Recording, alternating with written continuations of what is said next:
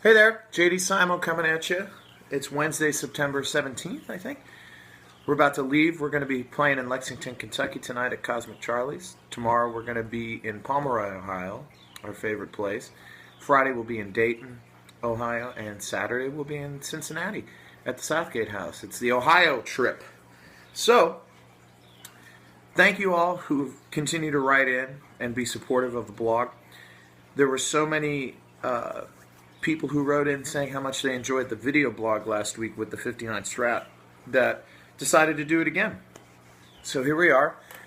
This week I've got a 1960 Les Paul Standard Sunburst, beautiful guitar. It's an honor to play this thing. Her name's Candy. And all the old guitars have names. So we're going to talk briefly about if you choose not to use pedals. I did a blog about this a month or so ago, but people ask me all the time in person, and people continue to write in asking for any tips or helpful things.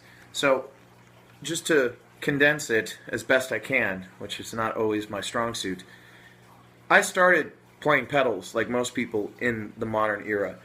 It's a big part of our culture today. It's a big industry in and of itself. And I like certain pedals. With me, I like things that are an effect, meaning that when you engage it, it radically alters the sound rather than trying to mimic something naturally, like amp overdrive or tube breakup or something like that. Like, I would much prefer a fuzz over an overdrive pedal. I would much prefer a radical delay to something that's trying to replicate the sound of a hall or something like that. I'm an analog man. So, when you're not using pedals, the amplifier you're playing through becomes extremely important in that if you're going to have overdrive or sustain at all, you need to turn it up. So, choosing the right amplifier, the right size and the right kind for what you're looking for is really the most important aspect if you're going to do this.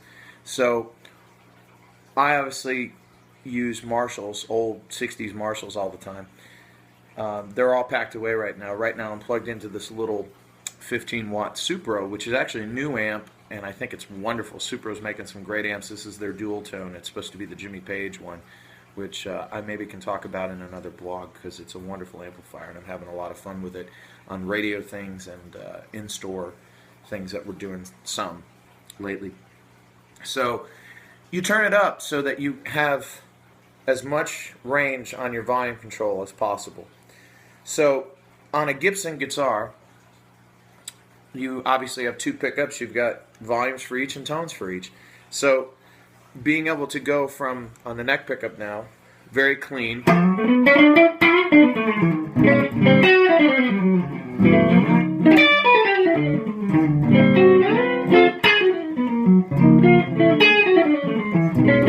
real bell-like and clean. Turn it up a little bit.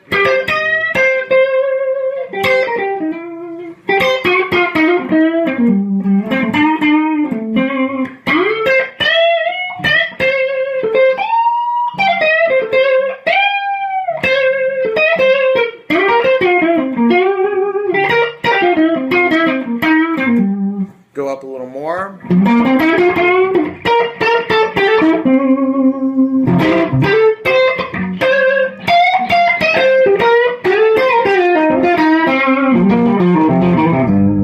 Or a little more, all the way.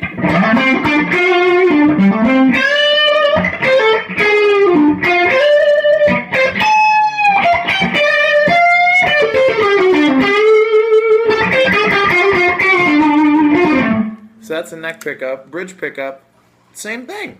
Real clean.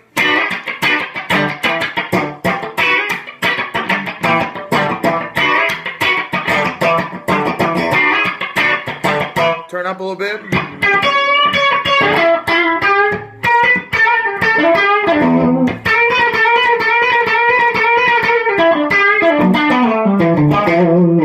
A little more.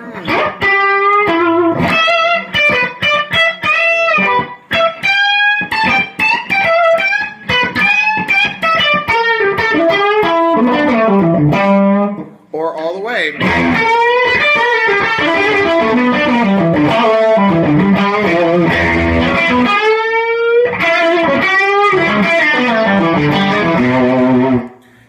got both pickups in that you can obviously favor one over the other. A little more bridge. That kind of gets that Michael Bloomfield thing.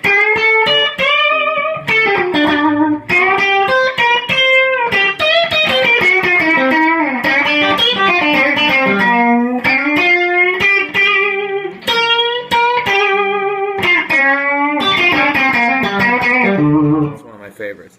Anyway, and obviously you can go full bore with both pickups. Or roll the bass pickup down a little bit, which is a bit rounder than, say, just the bridge pickup.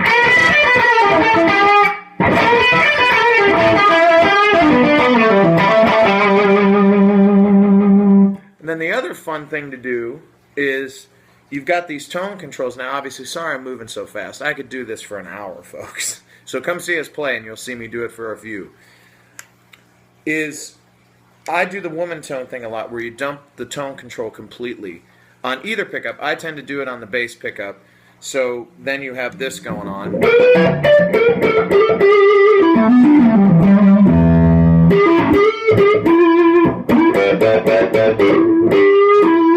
But what's cool about it is when you're playing through a louder, more distorted amp than this, that's one option for the woman tone. The other thing you can do is you can have the bridge pickup full bore and go here, and you get a bit more gain and a bit more clarity. You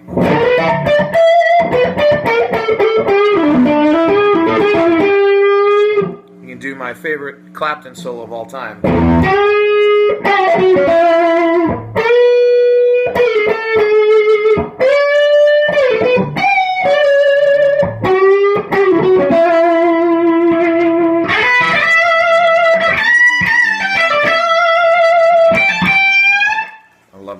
So, anyway, that's as brief as I can get about trying to manipulate your volume and tone controls. I'm always living down here. This is what I'm doing constantly throughout the night.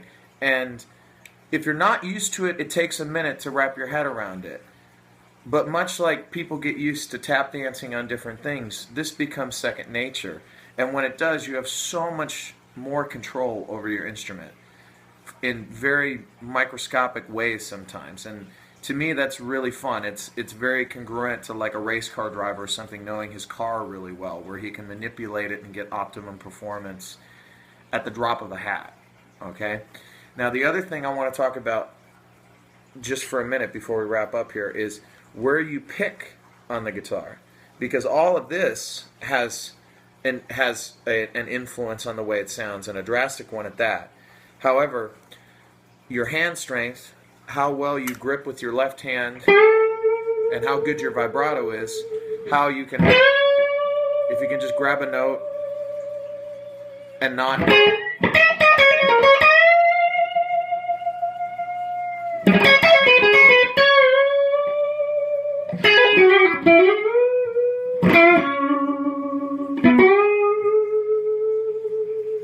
I talk about hand strength an awful lot because a lot of your sound obviously is coming from your hands, and really that means that you have an assertive left hand that has a good vibrato, and you got a right hand, at least this is my humble opinion, okay?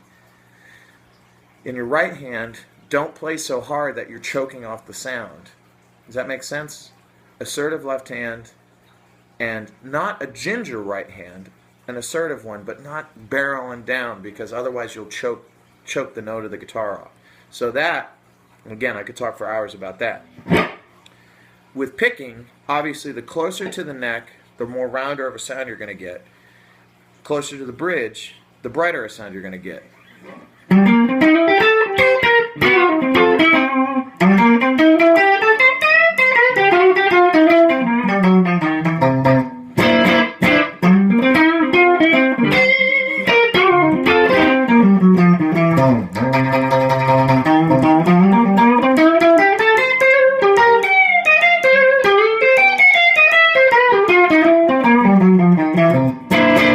So, anyway, I gotta go. We gotta get on the road. But I hope that's helpful to you in some regard, and I hope you enjoyed it. And I hope you come see us play. Much love, J.D. Simo.